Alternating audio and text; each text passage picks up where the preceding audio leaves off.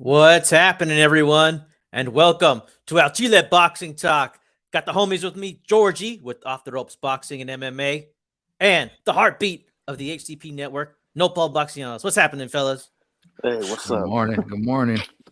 Man, I'm feeling good, dude. In a little while, we hope to have CalixBoxing 2.0 to share some time with us, talk about a few things with us, talk about how you can make some money in boxing. Also, we're going to talk about a controversial rescore that we've discussed on Twitter with him. Juan Diaz versus Paulie Malignaggi. But first, we're going to go old school. We're going to go real old school because we are debuting our feature, which is analyzing fights of the year. And we're going almost 100 years old. We're going back to 1923.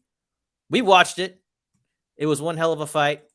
I liked it, short and sweet. And, if you don't want any spoilers, if you don't want any 100-year-old spoilers, look away now because we're going to get into this fight and tell you how it went down. We're revisiting Jack Dempsey versus Luis Firpo. 1923 had 86,000 people in attendance in New York City. Now, this thing started off with a bang, hell of a lot of knockdowns. And, man, this was a highly anticipated fight. Jack Dempsey was the reigning champ. He had been a reigning champ since 1919. So about 4 years, he had been a reigning defending champ, the champ. And then Luis Firpo was the first Iberian or anybody from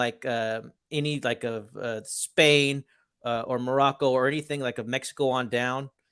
First person to show up and fight for the heavyweight championship. So although he didn't win, it's okay. We're giving spoilers for this segment. Although he didn't win, he became a legend based on this fight. And so let's talk about it. George, you saw this fight. Is this the first time you've seen this fight? Is this the first time you've seen Dempsey? And what were your thoughts on the fight overall? Yes, it is my first time seeing Dempsey again. We watch a lot of boxing. I think for us, we go back to maybe like the 80s. We've done a Muhammad Ali rescore. So watching some Muhammad Ali rescoring from the 70s is dope to see because we love boxing, but boxing has been around for so long, and then to go back to 1920, literally almost 100 years ago. Shit. How crazy is that? So yes, this is my first time watching Jack Dempsey. I'm definitely gonna go back and try to watch a couple other fights. I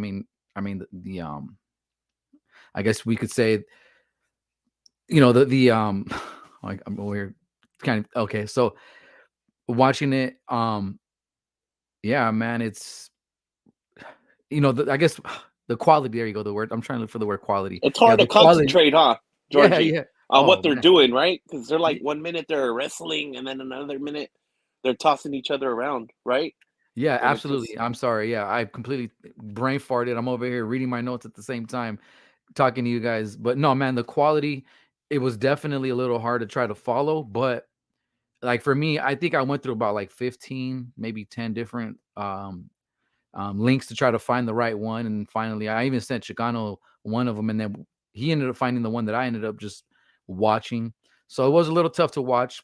Boxing back then, it was completely different. I think there really wasn't many styles, right? It was pretty much get in the ring, stop the guy, beat the guy, make sure he don't get up from 10, because you saw Firpo get up at the count of 3, and then Dempsey runs back in there and drop him immediately. So like the rules, I was even trying to look a little bit and trying to research a little bit on the rules on the 1900 early 1900s, what boxing was. But just from the eye, just from what I seen right there, it's obvious there really was no rule other than a 10 count and maybe make weight. I wanted to look too as well. I wanted to make sure, I wanted to have enough time to look up a little bit more because these were heavyweights. I don't know if you guys saw how much heavyweights weighed back then. They definitely don't look no more than 190, maybe even 200 pounds compared to the heavyweights now. So the heavyweight division, I'm sure, was a lot different, not just in style, but also as well as weight class rules. Um, Durpo knocked down 7 times in the first round. And again, back to styles, I really don't think there was a style. I think it was, hit the guy as much as you can without trying to get hit as much as possible. And you saw that they both are cracking each other.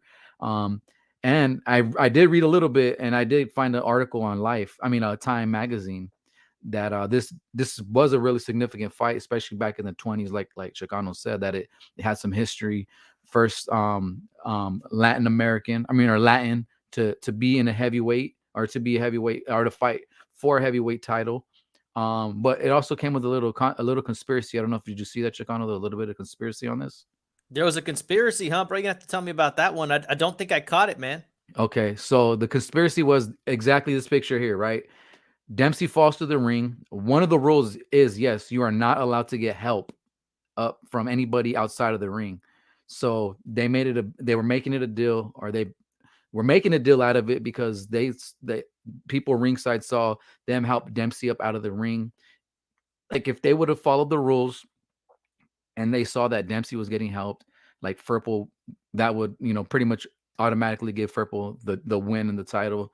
So whatever other conspiracy behind it, maybe, him being the Latin American, or the Latin to first come on, not having the American win. So there might be more to it, but that's the little bit that I read into it, that Dempsey was helped out.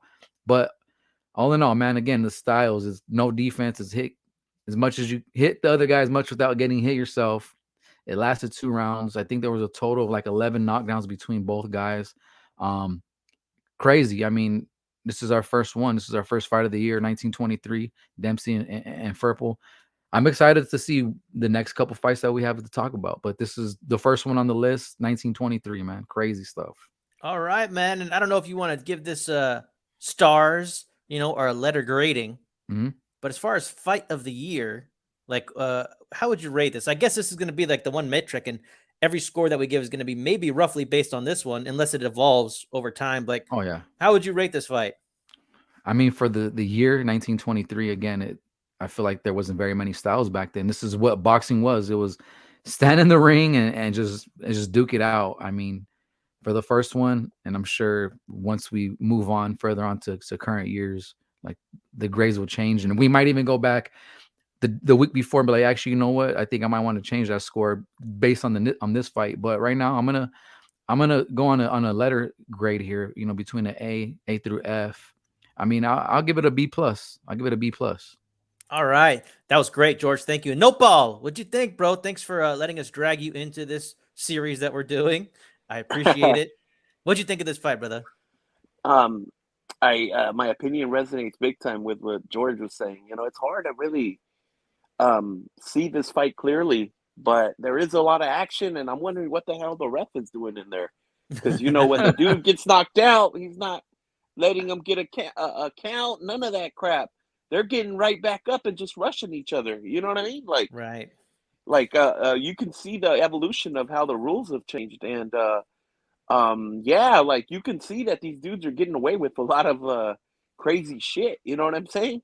Although even today you see the heavyweights, it's like a different sport than all the other weight classes. They get away with a lot of shit, but not like this, Back then you could probably elbow and do all kinds of crap. And that knockdown right there of Dempsey, I don't know if you guys kind of noticed, but I'm not sure if it was a solid punch. It was almost like a push type of punch, but nevertheless, it's still going to be ruled a knockdown. And it looked like Dempsey might have gotten knocked down twice, right, in this fight. Yeah, he got knocked down early once, and then they was like after that it was Dempsey knocking down Firpo a bunch of times, and then this happened, and then Dempsey ultimately finished him with like a killer right hand. I think it was just and you could see that, and that was an excellent finisher for sure. Yeah, and I think this dude Firpo was from Argentina, right? Right. Yeah, right. Maybe he was. I don't know what kind of. You're saying he's from Iberia, which is Spain, huh? Well, yeah, any like Iberian like related. So that's the first term they give it on Wikipedia. So anything like Spain or any like language of that, he's the first of that, first South American, first Argentinian to fight for the heavyweight title. So he was like the first of a lot to be in the ring against the great Jack Dempsey. Any final thoughts, Nopal? Only that, I would like to see a lot more fights with Jack Dempsey. I've heard the name thrown around a lot, but to be honest, I'm not going to say I'm a big time historian, but I'm glad that we're starting this series, because now we can see all the great fights that this guy had. And yes, he's considered a all-time great. So it'll be interesting to see if we can see some more of his fights. I don't know if we have any more, if he ever made it to the fight of the year anymore, but we'll see. He made it one more time, and that's what we're gonna take a look at coming up next. But I'll tell you Nice. this, dude. I totally agree with you guys. It was hard to get into at first. Like I was not expecting that type of boxing. Like I haven't really seen these old school fights really ever, right? So, you're talking about almost 100 years ago. Yeah, dude, lots of tie-ups. People are complaining about holding now. Jesus Christ, those guys were, but they were almost like trying to like outmuscle and outposition each other. Kind of like the way Fury fights on the inside when he's really going to it, not when he's being lazy, but when he's really trying to get that advantage, like he's using physical strength. I noticed that they were both really trying to use their physical strength. Like you all said, like the neutral corner rule hadn't been established yet. So a guy gets knocked down, comes right back up, and this guy's ready just to clobber you right again. I mean, that's crazy to me. Quite something to watch. Dude, I feel like when anybody gets knocked out of the ring these days, they're done.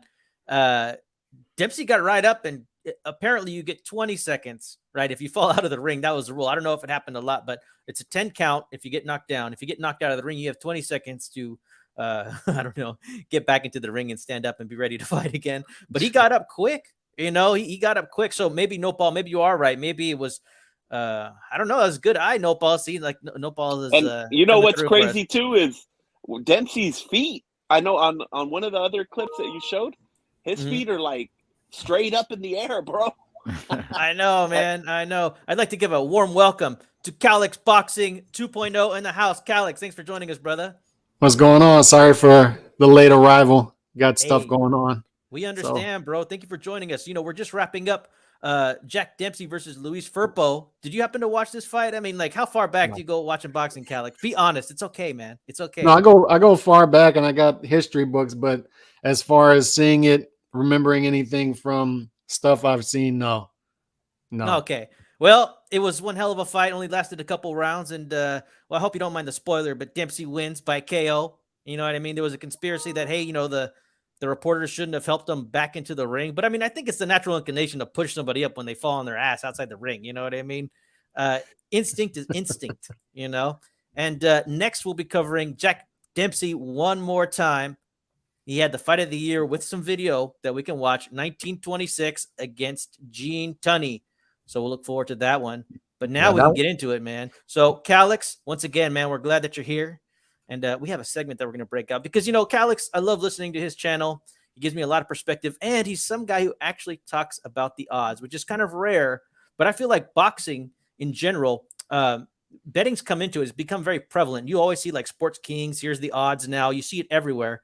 It's not like we couldn't always bet on the fights, but Calix, he gives us value because he says, hey, like, this is what I'm thinking. This is what I see. And so I want to have you here. But just remember, the opinion you follow should be your own. Just consider this to be a second opinion from a complete stranger online. But besides that, we're ready to make some money. So, Calix, before I start asking you some questions, I actually have some things I'd like to ask you. Please tell me, like, how long you've been betting. I mean, do you have any rough philosophies, or do you just like putting a little bit down, or are you big time? Like, just in general, just tell us like your habits, if you don't mind. Probably about 15 years. I've been betting on offshore websites, offshore apps until this past year where it became legal in Louisiana. Thankfully, finally. I don't know what's been holding this up. So thankfully it's legal here now. I can use the Caesars Sportsbook app, and you're going to see more people start to talk about this in the boxing world as it gets legalized throughout each state, right? So it's going to become more normal, and because still when I talk minuses and plus, people still don't understand what that means. Like right. They think the minus is the underdog and the plus is the favorite. It's like, no, it's actually the opposite. So people are going to start to pick up on the basic terminology and looking for value and betting odds. And when you're looking for value, you look at it like a stock market, right? It's not necessarily that you think that outcome is going to happen. You're just saying like it wouldn't hurt to throw a little bit of money down on there because your return would be good, and there's possible value there because I see that fighter as undervalued at that line. So, but for me, it's just it's not. It's something I look deep into, but it's not. I never put more money than I'm able to lose without losing any sleep. You know what I mean? Like if I lose, I lose. I don't even think about it after that.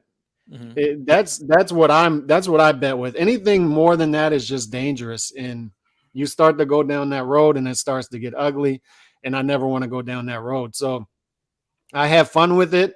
I enjoy looking at the lines. I'm a stat nerd, so I enjoy looking at CompuBox, BoxRec, all these websites, and searching for value and looking at stats and breaking down stats. So it's right down my wheelhouse. But as far as betting a lot of money, I'm not that guy.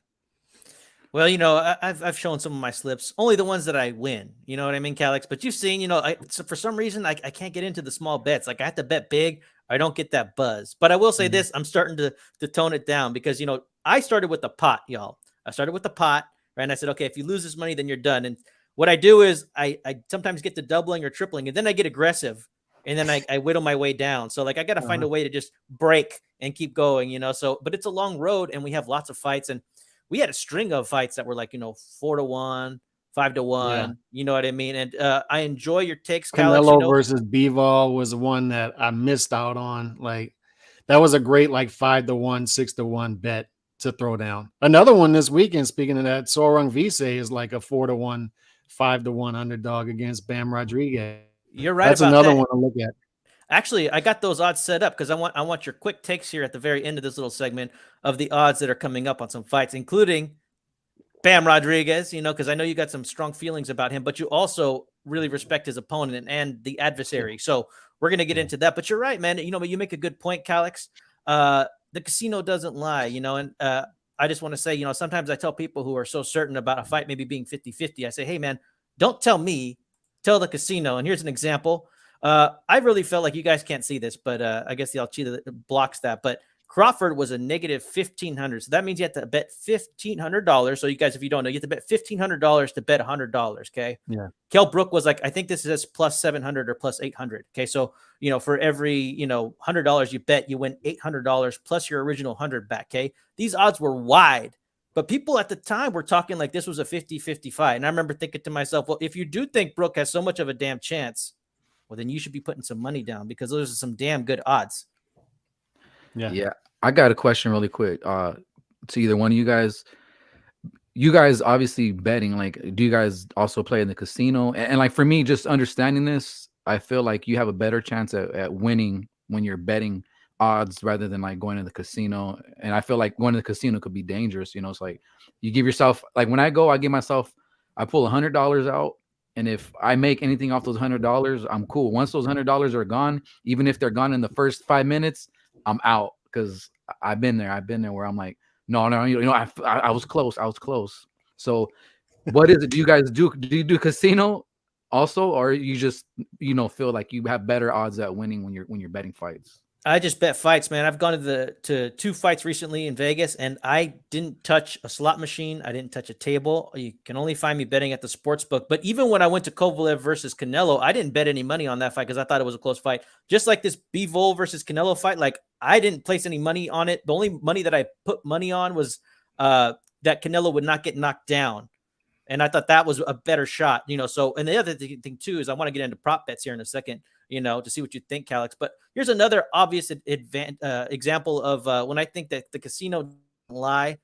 Ruiz versus Areola. Okay, so before this fight, everybody had this mentality of, hey, this should be a walkthrough, or Areola's going to bring it while he's still there. But he was essentially washed. Okay, he was a negative 2,500 to 1. Okay, this isn't like 200, like 2 to 1. This is like you have to bet 2,500 to win 100. Okay, to put it in perspective. Then afterwards, everybody's like, oh well, it was a tough fight. But like, no. Like the casino is objective, and sometimes they'll tell you if a person underperformed. This is a prime example, in my opinion, of a fighter who underperformed, right? And if he didn't, and then it's like we all say, like maybe there's some value, right? But I didn't see no value. I think this Ruiz is just he underperformed. You know what I mean? Yeah, no doubt. And then another one that they missed on was, not miss on because they had Haney at minus 175 going into the Kambosos fight. And that was more obviously not close to a toss-up fight in retrospect. Great point. That's a great point.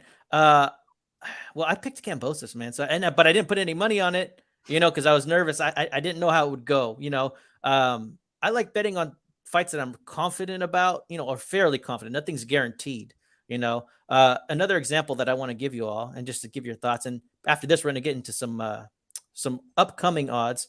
But Munguia versus Rosado, I can't tell you how many times I heard people say that this was a 50-50 fight.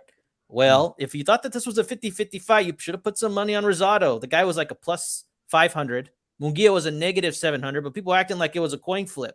Well, if it really was a coin flip, well, then you must know more than the casino. And I'm not saying that, the casino is always right, but they win more than they lose, and they're an objective opinion, right?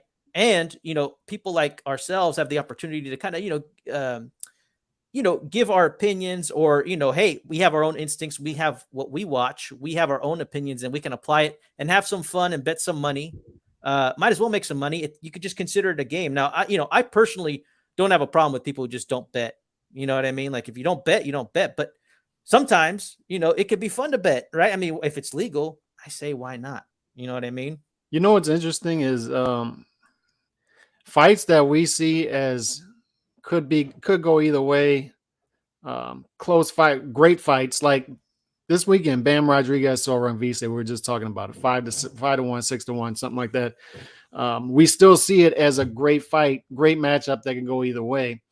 But we have very few. It's not often we get real toss-up fights as far as Vegas odds go. And I bet college football. That's the only two things I bet. Like you were saying earlier, I don't go to the casino. I haven't been to the casino in over 10 years. But I bet college football and boxing. College football gives you multiple even odds games per weekend. And it makes sense because you have more games, obviously. But boxing, you don't get too many even odds fights, toss-up fights. So I find that interesting as well. But I think you can find more value there because, like I said, Sorang Vise being a 5 to 6-1 underdog, there's some value there. Oh, most definitely. And we're going to get into Crawford versus Spence because that is almost a coin flip fight. We're going to get into that very shortly. But I have one more example of something that I want to bring to everybody's attention. And this is the whole people need to calm down. Okay. So, and we talked about this a little bit too, Calix.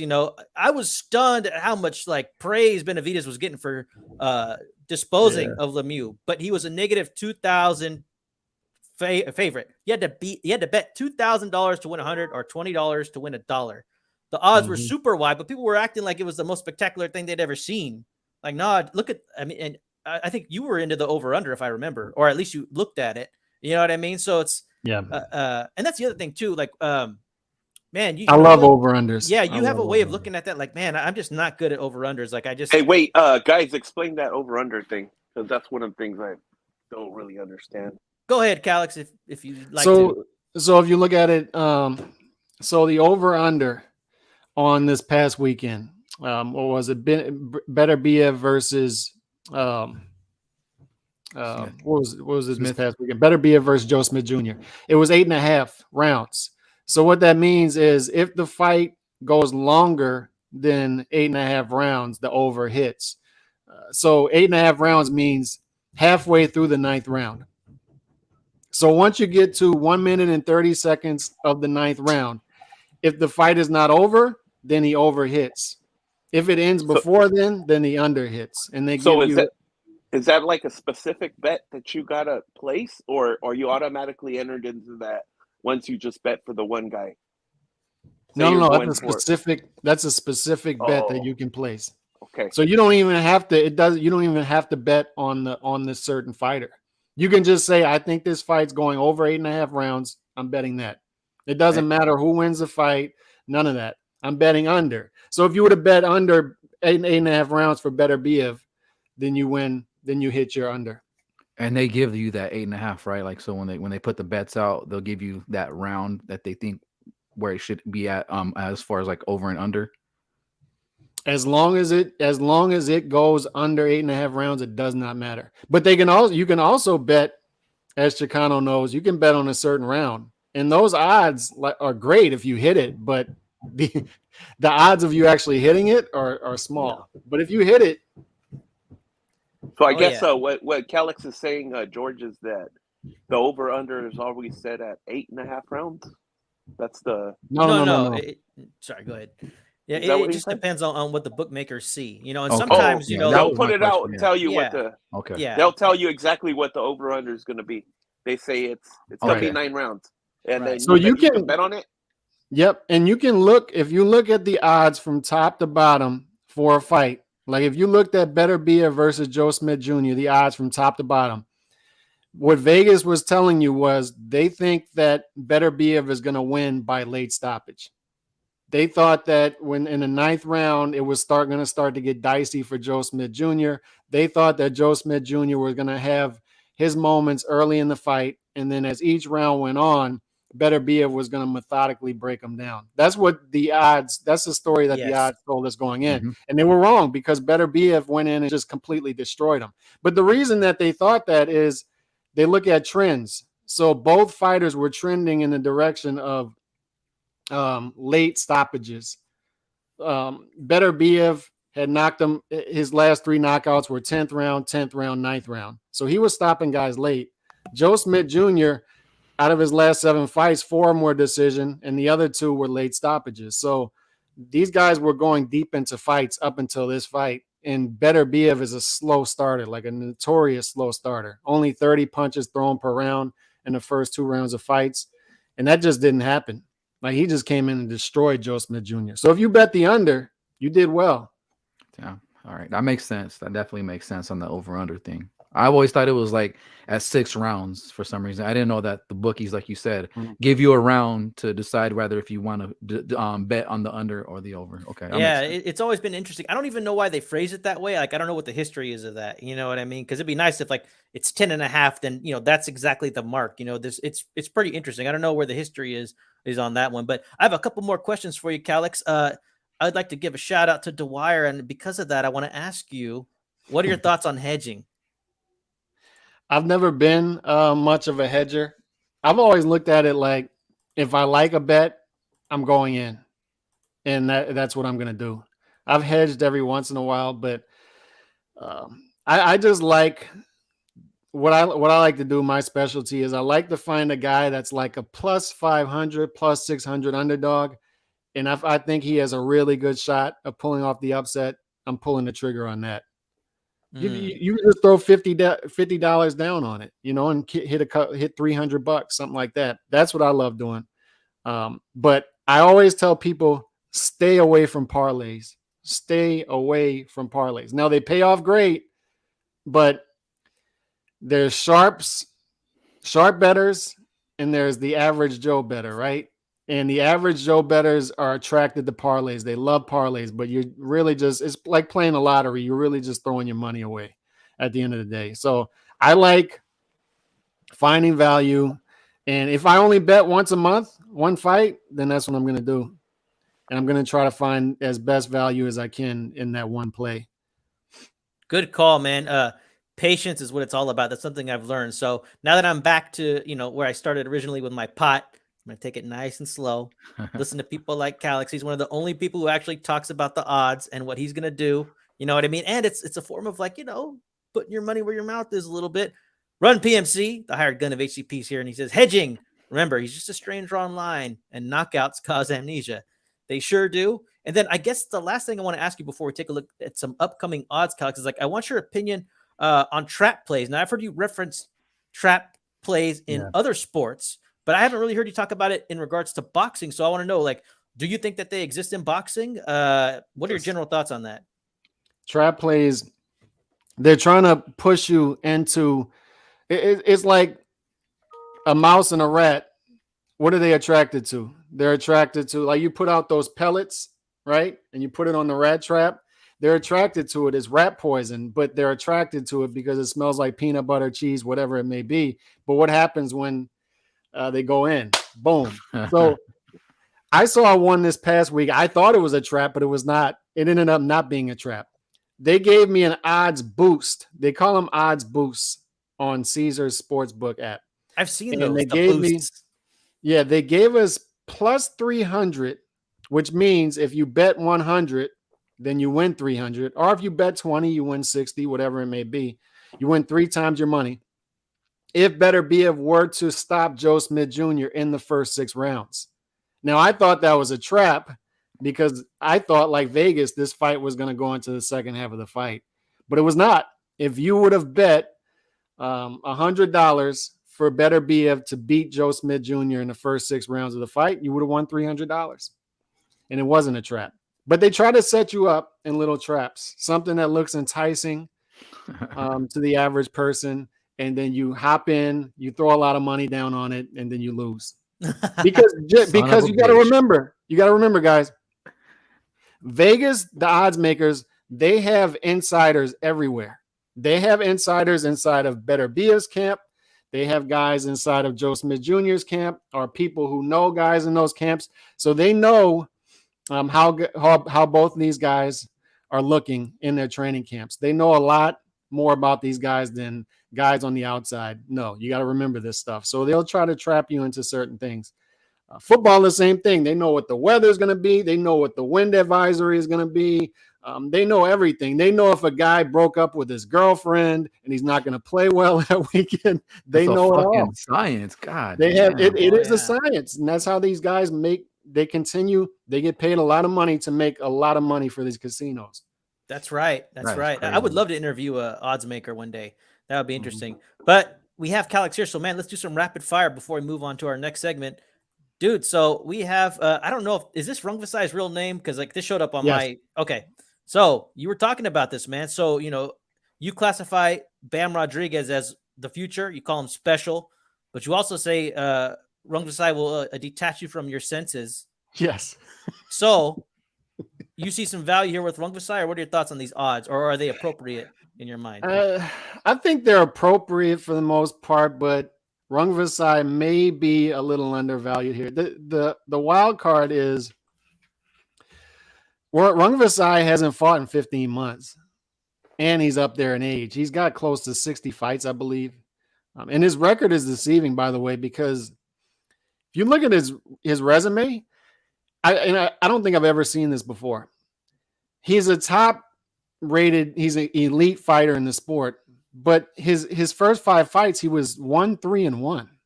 Three losses and 1 draw in his first 5 fights. And then he went on just a tear after that. It's weird how that happens. And then, but the past 8 years, he's only lost to Carlos Cuadras and Gallo Estrada, which that win right there, Gallo Estrada beating Soren Vise, is one of the best wins in the past 5-10 years in boxing, in my opinion. After what Soren Vise did to Chocolatito, so for Gallo Estrada to come back behind that like a year and a half later and beat Soren Vise is a great win. One of the best wins in boxing in recent history. I just think Soren Vise is dangerous. Like he's a dangerous physical beatdown fighter. He's scary. At 115, he's close to what Beterbiev is at 175. People just don't know because they don't follow the lower weight classes how they follow the upper weight classes. This guy tears through people. But Bam is special.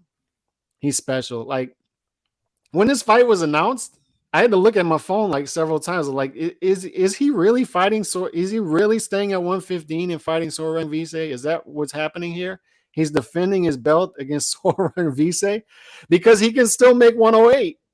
So a guy who can make the weight two weight classes lower than what he's campaigning at. And oh, by the way, he's going to face one of the most dangerous men pound for pound in the sport in that weight class. Full props to him. I mean, and if he wins this fight, he's on the pound for pound list.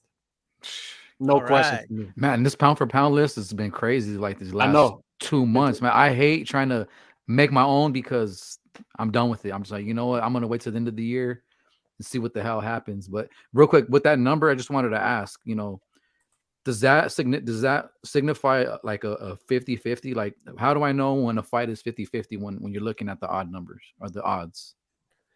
When you see a lot of times they'll put like, and Chicano will tell you this, you'll see like -115, -115, something like that. If like they're this both right here, this is pretty close. Yeah, that would be a toss up right there. That'd be a toss up. But if it was going to be like just down the middle, it would actually be -100 for both, right? Exactly. So you get 90 cents on the dollar if you bet on Spence, and then you get 80 cents on the dollar if you bet on Crawford. So that right there, real quick, the 110, 120, are they leaning towards Crawford? Yes, which was it's not how Slightly. it started out, which is Slightly. interesting. This line is moved. Spence was the slightest of favorites. He was. So it moved. So like you said, who knows? They might know what's going on with Crawford behind the scenes, like you were mentioning earlier, Calix. All right, man. So what do you think about Joshua versus Usyk? The odds have come out. Number 2. It looks like Usyk's a 2-1 favorite. Thoughts on these odds? That's another one. I'm gonna look at prop bets on that because I'm gonna look at Usyk by stoppage because I think he has a really good chance of stopping Joshua in this fight because I think Joshua going with Robert Garcia, I think he's gonna open up more in this fight, be more offensive minded, and I think he's gonna leave himself open more to Usyk's counters. And I know Usyk's not a big puncher at heavyweight, but it doesn't take much to get to Joshua. So I actually think that Joshua is going to look better early in this fight, being with Garcia, being more offensive minded, front foot fighting. But I think it's going to backfire on him as the fight goes on because Usyk's too smart. So this isn't one that I would bet the odds here.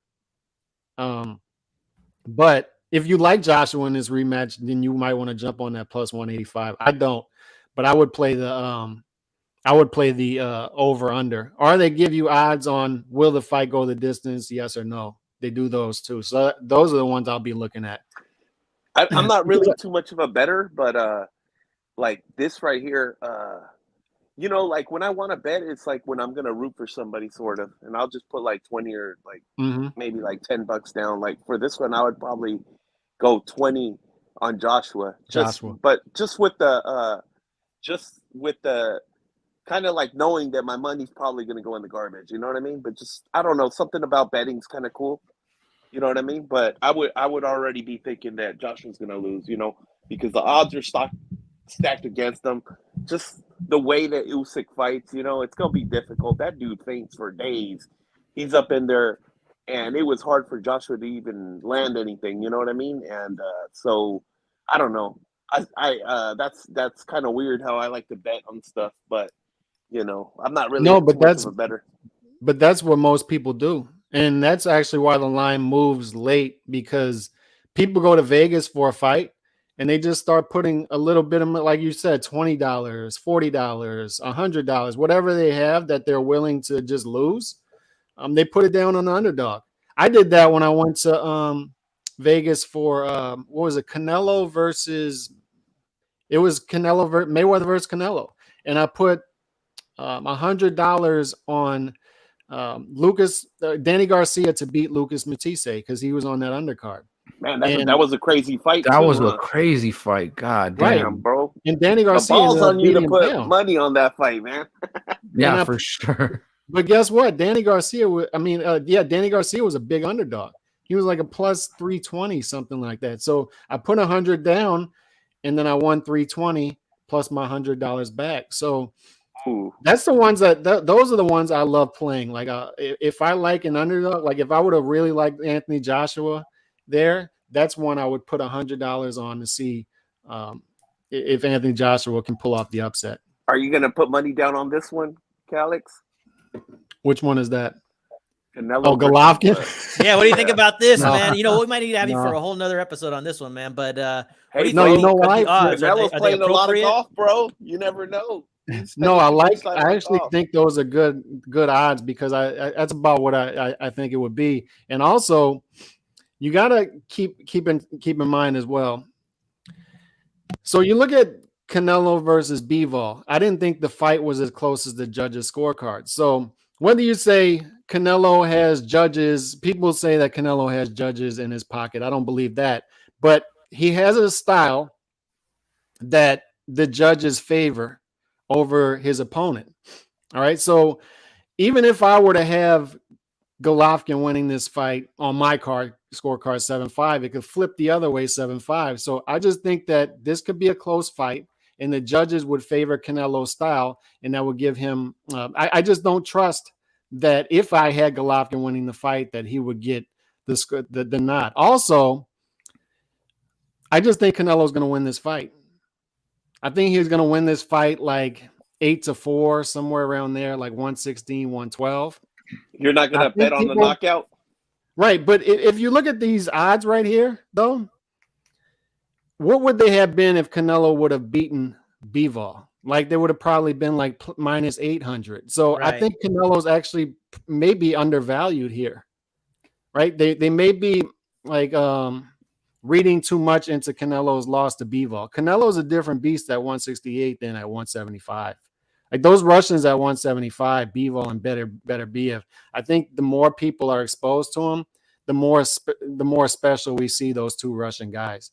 Like I don't see anybody beating Bivol except Better Biev. I don't see anybody that could beat Better Biev except Bivol at 175. So, but Canelo's a different beast at 168. And I think Golovkin will likely find that out as he steps up to 168 because I still think it goes to decision. I still think Golovkin is going to win rounds in the fight, but I think it's going to be a clear decision. Like You know what, 116, man? 112. I think I'm just gonna go for the, like you said, the over under, and put like 20 on Canelo knocking this dude out just for the hell of it. Even You can though do that it too, might yeah. not happen, but I think I'm gonna do that now that you guys kind of showed us how to do it. Yeah. Yeah, but there are a lot of people picking Canelo to get a late stoppage in this. And I don't think Vegas is going to agree with that. So you might find value in that, like a late knockout, a late stoppage. I think the odds are going to be in your favor there. The payout should be pretty good in there. But like you, I'm closely looking at the over under. I think they're going to set the over under at 10.5. I think they're going to set it Ooh. high. I do Oh, because hey, Now, the anytime under you is see, probably gonna be way better, huh? Like if it hits the under, Yeah, Yeah. you probably get better odds. yeah, because that's least likely for Vegas, right? That's what they're thinking. It's gonna be least likely to be under. It's gonna be where do you after think the they're going to set that at, Chicano? Hey, man, I think you're right, dude. Like, I don't know, dude. Triple G, there's nothing about Triple G that makes me think he's chinny. And I agree with you when you kind of make that comparison, like between like Marquez and Pacquiao. And hey, Marquez is always going to be game against Pacquiao. Like, I still think that Triple G is going to be game against Canelo. So, I mean, could Canelo knock him out? I mean, then again, it's like I also think that they're both suffering from the silk pajamas syndrome a bit. Yeah. But Triple G's long in the tooth. There's a lot of considerations. Also, speaking of like the silk pajamas, like, does Canelo still have that grit? I mean, I've always considered that to be a factor, especially as to why he won that second fight. He needs that grit against Gennady Golovkin, in my opinion. Or I mean, is Canelo really? And that's the other thing too. Calix, like, and and I'm not trying to like say, oh, you said this, but a lot of people before the Bivol fight were saying that, hey, this is Canelo at his peak that we're going to see, where his IQ and his physicality are met. But I mean, that didn't look like peak Canelo to me. I'll tell you that. You know what I mean? So there's a lot of little I factors. still think he is the peak, though. I think Canelo's peak right now. Also, and- you don't know if those extra 8 pounds, Calix, are going to help Triple G because he's been looking pretty bad at the weigh-ins. He's looking, especially because I think he has the IBF belt. He's got to do that third, or he's got to do that re-weigh-in that only gives you like 10 pounds. So he hasn't been looking pretty good at that weight, and maybe these 8 pounds, which he's never. I think with Rolls, he was able to come in at 165, so it's a little more comfortable for him. But he's never had that chance to, not have to dehydrate himself so much. So yeah, we never know. This might actually help him. He might come in super energetic, and you never know, man. I believe I always go with this theory too. Like you show up to the level of your competition, and this is a fight.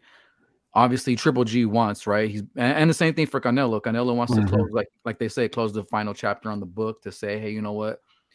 I beat this guy twice. And I think the same thing is going to go for Golovkin. Yeah, the 168. I think that's a good point too, no problem. But these guys are going to show up to really want to beat each other. That's the way I look at it. I don't think they're going to want to shorten, sell themselves short, especially in this fight, especially knowing it's the trilogy. Let's just close this fight. Let's close this out finally, and for good. But I do think Canelo could get a stoppage, and it's not going to be a knockout head. I think it's just body. I mean, we've seen like when we rescored the Derevyanchenko, we saw I think from there, and even the Murata, like his body has been touched up a little bit. He's a little softer to the body. Just if you look back at Keith Thurman has had fights previously where he's taking shots to the body, and you see him kind of fold in a little bit where he's not able to withstand body shots like the way he used to. But Kovalev too. Yeah, exactly. And I'm with you too, Calix, that I don't think people should overlook it. Anything can happen, but like with me, like I'm gonna go with say Canelo can at late with maybe like a body shot, but I don't think Golovkin will get knocked out even as he finishes his career off, wherever he's at. But that's what I think, man. All right. So this last one before we get to our rescores, Spence versus Crawford. This is the quintessential coin flip fight. I mean, if you know a friend who actually, what thinks the other guy would win, you could actually just do a handshake deal, but you shouldn't do that over the internet. I'll tell you that. You know what I'm saying? They got emojis for that. I know, right? I know. So, Calix, do you think these odds are appropriate? We're 50-50, but maybe Crawford being the slightest of favorites. I actually think Crawford's undervalued here. I'm jumping on these as soon as this fight's announced. If these odds are the same, I'm jumping on them. I'm jumping on Crawford. Yeah, anything with Crawford like underneath minus 200 or a plus, I'm jumping on. Like I think this might actually be a play where I actually do a parlay because I think Crawford's going to stop him. I just think that Spence is going to open up too much. Spence is going to jump on him. It's going to be a great fight early. And Spence is going to have a lot of great moments early in this fight. But the problem is when Crawford wakes up and Spence continues to leave himself open like he did against Yordenis Ugas, that moment where the mouthpiece came out, like Crawford stops him there. Crawford is a killer. He's one of the great stoppers in the sport. Crawford, Canelo, Terrence, who's the other one? Inoue. Better like be the best too. three Better be. punch placement. Yeah, better be punch placement. Killer instinct. Those guys have it. Yeah, and what I think what they show too is patience. Like they don't overdo it. Like you see them pick their shots at the right time. Like they give themselves room. They don't smother their punches when they know they got to go in for the kill. And Crawford is, he's nasty. I'm with you. He's nasty. You're making Chicano uncomfortable, man. Hell no, I'm trying to. Whatever makes me some money. I like both of these fighters. I see your hat adjusted too. You adjusted your hat. You got a little nervous. You're like, oh shit. I like Spence too. But I don't think he has any chance though. I think you know what, and we got to move on to the next segment because George is a little short on time. But I have to say this: like, I'm rolling with Spence. I think he's undervalued, man. And you know what? It's going to be a blessing for us to be able to see this fight because it is a hot fight, even though it's like we've been waiting for 5 years. I'll tell you what, like. And everybody makes good points. Like when people talk about how Crawford could win, I totally see all that. It truly is a 50-50 fight. Like, bro, you know what? If he wins, bro, you'll be crowned the upset specialist again, man. I am the upset specialist, man, until somebody takes it away. There's this rumor, Calix, that the ACP network broke up because people couldn't handle how good my upset picks were. But that's not true. That's not true. That's a rumor. All right. But I want to go on to the next segment. All right. The Juan Diaz versus Paulie Malignaggi rescore. Now, this came up because if you're of an age like the rest of us, like we kind of remember that it was a robbery. Calix brought this up, and I said, okay, well, if we do this one, and we were doing it, I'm going to invite Calix to do this rescore with us. So Calix, what we like to do, man, is we like to give the guest of honor the first crack at how they saw the fight. So please tell us, like, how'd you see this fight? Who'd you have winning? And do you consider it to be a robbery? I do.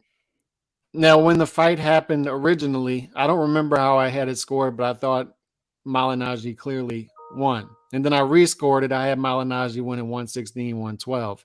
If you look at the official scorecards, all three for Diaz, and one of them was 118 to 110.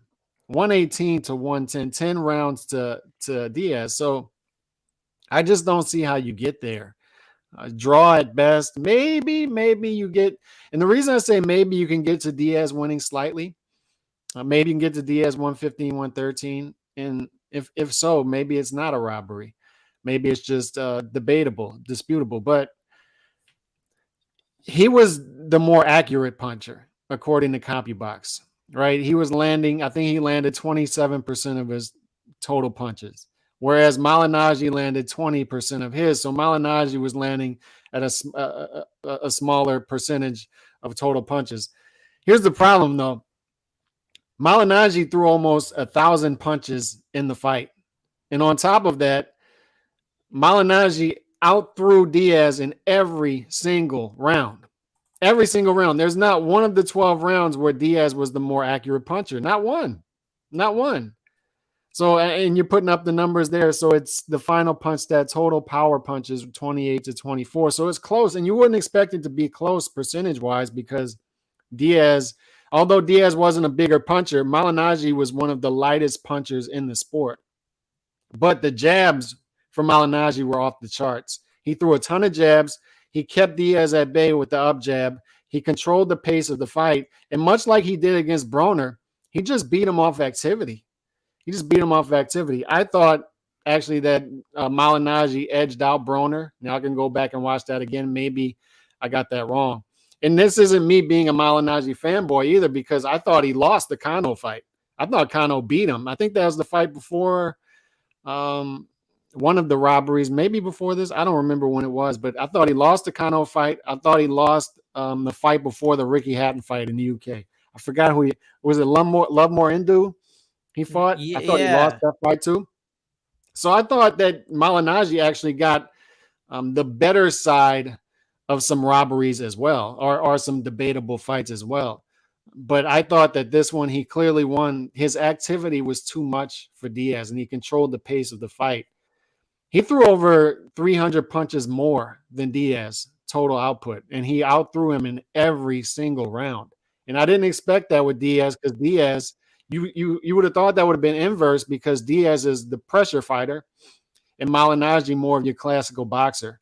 But Malignaggi, knowing that, he threw the jab constantly. He outthrew him. He outworked him. And I felt he won the fight. All right. Lot of home cooking. There was a lot of home cooking in this fight. That's true. That's true. CalixBoxing classifies this one as a robbery. And you're right. Texas, hometown, small ring. Also a catch weight of 138.5, right? Yeah. Which Paulie was also complaining about. So he said that the deck was stacked against him. Run PMC here says that he thought that Paulie beat Broner and lost to Kano. Yeah, you know what? Drew Evo's asking us to do Paulie versus Broner. I'm like, well, you get one, dude, because Drew Evo, he thinks all kinds of fights were robbery. So I'm like, you get one, and the Chile Crew will do it. And then he also says Kano even dropped him for the cherry on the top. And then the shoe shines here. Dave from the 408, welcome, brother. And he says, well said, Paulie. Whole career bases on the jab alone. All right, man. So, Calix, thank you so much. George, with Off the Ropes Boxing MMA, how did you have this fight, brother? Yeah, going back to it, watching it the first time, I remember, I think it was like mid 2000s. I too believe that Paulie won. You know, of course, watching these fights live, you don't sit there with your pen and paper and trying to score it. You're just going based off what you see with your, with your eyes. And yeah, I felt Paulie won that. And then now actually being able to sit down and, score each round, assess it a little bit better. I still have Paulie winning 8-4. So I think we've seen it about the same. Couple swing rounds. I really like I did like a lot of work that Paulie did, and it reminded me, it was real nostalgic of Paulie.